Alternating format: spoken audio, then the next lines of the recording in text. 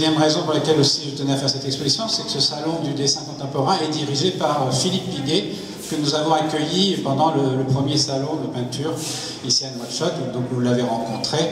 Eh bien, c'est lui qui dirige ce salon. Deuxième raison. La troisième, certains d'entre vous ce soir me disent, mais pourquoi dessine-moi un mouton? Alors bien sûr, vous connaissez l'expression dessine-moi un mouton de Saint-Exupéry, mais surtout il faut savoir que nous fêtons ce mois-ci le 70e anniversaire du Petit Prince. Voilà, je voulais aussi peut-être rendre un petit clin d'œil au Petit Prince, qu'il faut tous rêver, et ainsi qu'aux artistes. Alors le dessin. Alors, je vais essayer un petit peu au début, avant de parler de peintre, de resituer un peu, je vais essayer de comprendre ce qu'est le dessin. Traditionnellement, le dessin, c'était ce que l'artiste réservait un petit peu, caché chez lui, des études, des recherches, ce qui était un petit peu secret. Au XXe siècle, le dessin s'est un peu libéré. Il était cantonné à l'émergence d'une seule figure sur un seul support, le papier, avec justement cette dimension un peu réductrice d'esquisse, de croquis. Alors aujourd'hui, le dessin a pris un peu de nouveaux espaces pour se confronter aussi avec des nouveaux médiums. Qu'ils soient tour à tour, d'ailleurs, projet, concept, processus, idéogramme, matière de s'approprier une image aussi, voire même un vecteur de création. Le dessin, c'est un langage et il a son propre langage. Le dessin, tracé au doigt dans l'argile, figure aussi au charbon, posé sur un rocher, ou alors entaillé dans du bois ou sur un os, signes tagués aussi ou graffés sur les rames de métro. Ce sont des signes qui sont relevés aussi sur les parois des grottes de nos ancêtres. De ces dessins sur les grottes jusqu'à nos écrans d'ordinateur, la différence en fait n'est que matérielle. Pointe noire, sanguine, fusain, craie, des trempes, eau, encre, aquarelle, la vie, gouache, etc., pastel, ce ne sont que des matériaux exclusifs du dessin. L'homme préhistorique dessinait en utilisant les pigments naturels. Léonard, Raphaël employait la pointe d'argent. Delacroix affectionnait plutôt l'aquarelle. Matisse, lui, dessinait en découpant les papiers. Tinguely, lui, même, il créait des machines pour les faire dessiner elles-mêmes. La pratique, donc, vous comprenez bien, s'est enrichie au XXe siècle. Le dessin est devenu donc tout à fait autre. Du tracé à la trame, de la réserve à l'accumulation, de l'organique au construit, de la feuille au mur, on n'en finit pas d'occuper l'espace. Le dessin s'est offert au fil du temps aussi de nouveaux territoires d'expression. Le dessin s'empare de tous les moyens pour que tout le monde dessine également sans nous, dans la rêverie du regardeur. Alors le dessin, vous l'avez compris, depuis la fin du XXe et le début du XXIe, n'est donc plus considéré comme un genre mineur. C'est pourquoi cette exposition. Alors, à gauche, vous avez le travail de Gérald Panighi, un tout jeune artiste qui vient de sortir de l'école des beaux-arts de Nice, qui, lui, pratique le dessin avec le sens de l'économie. Au centre des feuilles de papier, toujours, il inscrit des toutes petites figures qui sont dessinées à la mine de plomb et qui sont rehaussées au crayon de couleur ou parfois même à l'encre. C'est des petites figures pudiques qui sont fragmentaires, ce qui complique d'ailleurs leur appréhension. Elle n'apparaît que pour mieux disparaître sous la forme de bribes, un peu comme une conversation lointaine que l'on entendrait d'une oreille distraite. Réticente, la figure a manifestement du mal à s'assumer en tant que telle. C'est un motif en fait qui est volé à la bande dessinée, à l'illustration, au cinéma, voire même sur les étiquettes de bouteilles de vin. Le dessin alors naît chez lui d'une sorte comme ça d'hésitation à dessiner où l'accident est cultivé comme le trait. C'est ainsi que d'ailleurs même les traces relatives donc à la pratique de son dessin, les taches, les empreintes de doigts s'inscrivent même sur le papier. Dans une autre partie de son travail, Gérald part d'aphorismes qui viennent à son esprit comme ça le soir, souvent, et qu'il tape sur une vieille machine à écrire, sur des papiers, sur des feuilles de papier de toute taille. Comme le début, ou le passage comme ça d'un roman. Puis arrivent alors les images, vous voyez, les textes, fragments, images, Et ça crée tout d'un coup, comme ça, un cheminement comme ça poétique. Il n'illustre ni la phrase, il n'illustre pas le dessin, il crée simplement un véritable dialogue de sourds. Emmanuel Régent, au fond, en noir et blanc, lui, il pratique le dessin tout à fait différemment, un peu avec un intérêt pour tout ce qui représente un peu la lenteur, l'attente, le vide, l'absence. Il élabore son travail un peu de manière très discrète, silencieuse, à la limite même du visible. Il y a un peu dans ce dessin une idée de basculement, de retournement de l'image. Certains dessins sur papier apparaissent, même parfois effacés ou flous. Les sujets de ces dessins sont entièrement perceptibles, mais sont aussi des métaphores propres aux questions de disparition, souvent comme une partie de l'iceberg. Ils révèlent toujours une absence, un décalage. Il y a plusieurs dessins dans l'exposition, comme par exemple le dessin de la manifestation à Tunis lors du printemps arabe, mais il y a aussi des files d'attente. Alors ce sont des gens, bien sûr, qui attendent, peut-être pour aller au cinéma ou au théâtre, dans une société épanouie, où tout va bien. Mais en fait, pour lui, c'est tout à fait autre chose. C'est une référence à des choses beaucoup plus dramatiques. C'est-à-dire attendre, faire la queue pour avoir de la nourriture, pour avoir des papiers aussi. Et puis, ça rappelle aussi des événements beaucoup plus dramatiques dans l'histoire. Alors, il dessine avec un feutre fin, à l'encre, et joue un peu avec ce temps d'exécution où il laisse un peu la part belle du dessin à la page blanche. Plus loin, vous avez Michel Houssin, avec ses 3 œuvres carrées. Il se consacre uniquement au dessin, lui, parce qu'il pense que la couleur, c'est un camouflage du réel. Alors, il utilise la mine de plomb, et qui lui offre justement des noirs très très doux, qu'il modifie d'ailleurs à coups de gomme. Dans l'entre-deux, entre ces coups de mine et ces coups de gomme, il règne une pénombre des gris, ce qu'il soigne particulièrement, ce sont les extrêmes, les passages aussi. Il retrouve ainsi dans ses dessins des effets qui sont très connus dans la peinture de la Renaissance italienne, le sfumato. Confronté donc à la singularité du modèle choisi, entre autres la nature, il aime avant tout la refaire, et d'après nature. Mais comme pour les herbes que vous avez par exemple ici, il s'aide parfois bien sûr de la photographie, elle aussi en noir et blanc. C'est une étape qui pour lui est nécessaire pour garder une distance critique par rapport à son travail. Omar Bal, je ne vais pas me répéter, vous le connaissez tous, il a des expositions partout.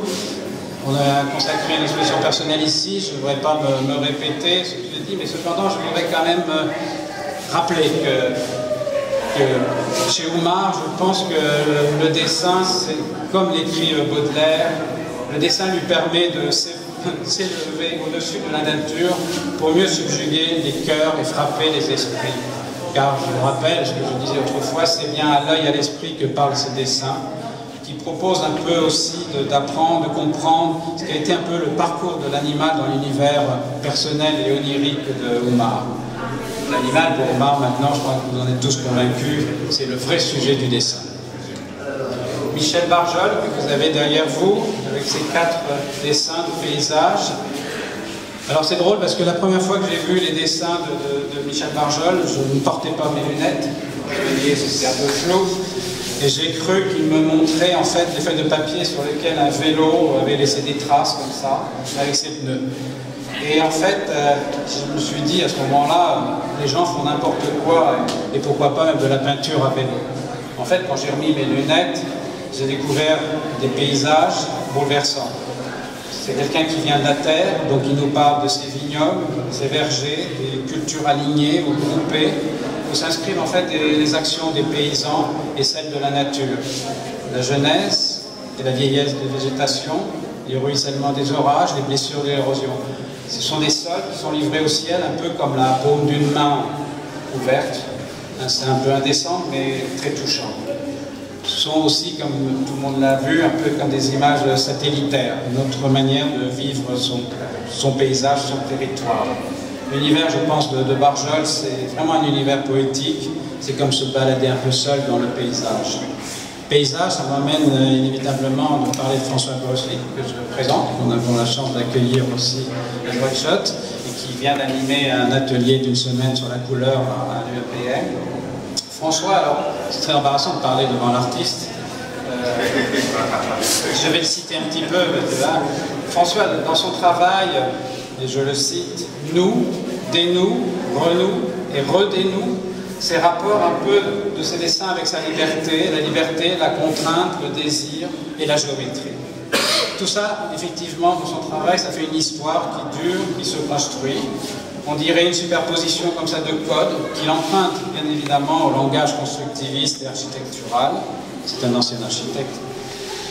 Au lyrisme aussi gestuel aussi, qui est pour lui certainement l'image même de la pensée et du langage. Un langage qui converge, bien sûr, et vous avez vu, sur les 4 côtés de la feuille de dessin, où sans cesse se noue, se dénoue, le dépassement de la modernité et de la nostalgie.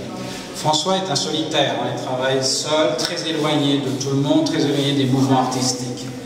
Sur ses dessins, il inscrit un langage de formes, de signes, qui sont peu identifiables, parfois un peu genre collage, presque une écriture secrète dont le sens vous échapperait si certains éléments parfois n'apparaissaient pas comme des repères.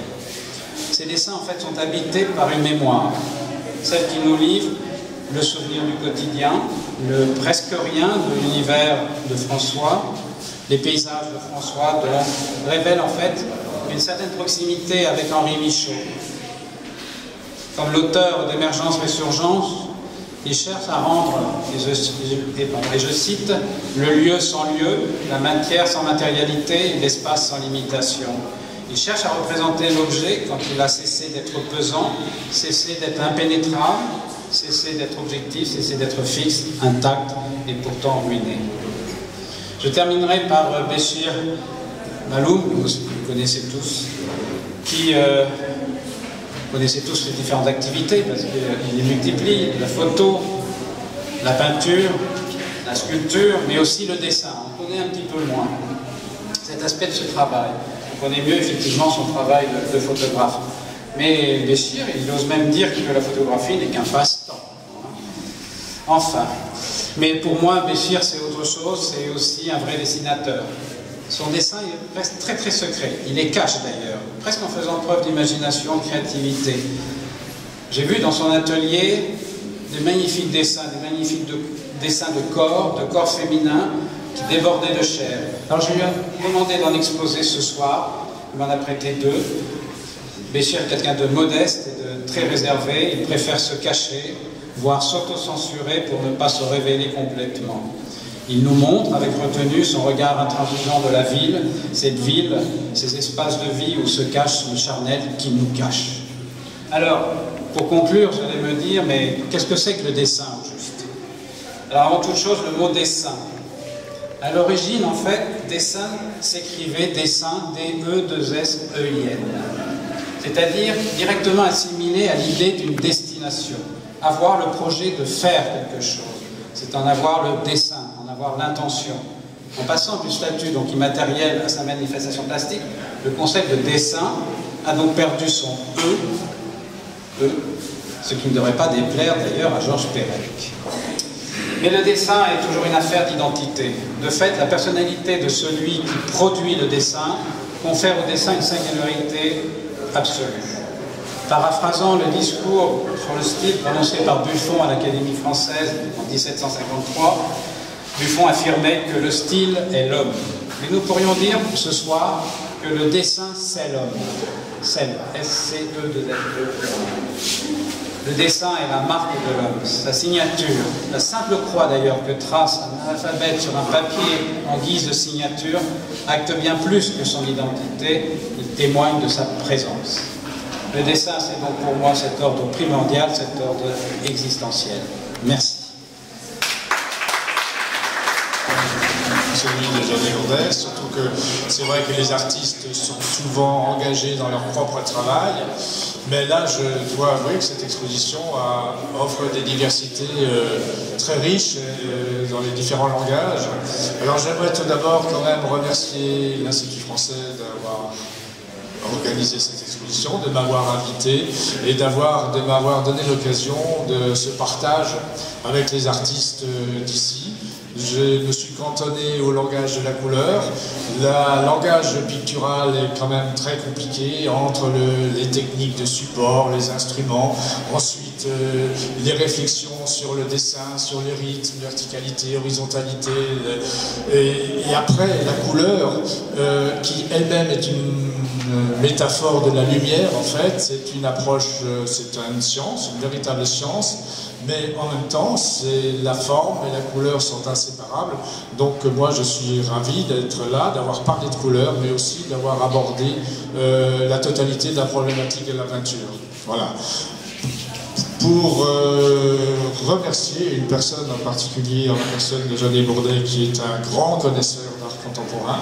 Je ne sais pas si vous mesurez la chance que vous avez d'avoir une personne de cette compétence, qui est non seulement un connaisseur de l'art contemporain, mais de l'art en général, et qui est surtout un excellent passeur. Ce qui l'intéresse, c'est un humaniste, c'est de passer le langage, non c'est vrai, c'est de faire passer la qualité, les recherches des artistes dans un public et d'articuler en fait cet enrichissement mutuel. Alors moi, je peux parler de mes affaires, mais je ne veux pas me substituer aux artistes même locaux. Je peux juste dire, préciser de mon travail. Une feuille de papier, pour moi, c'est un territoire.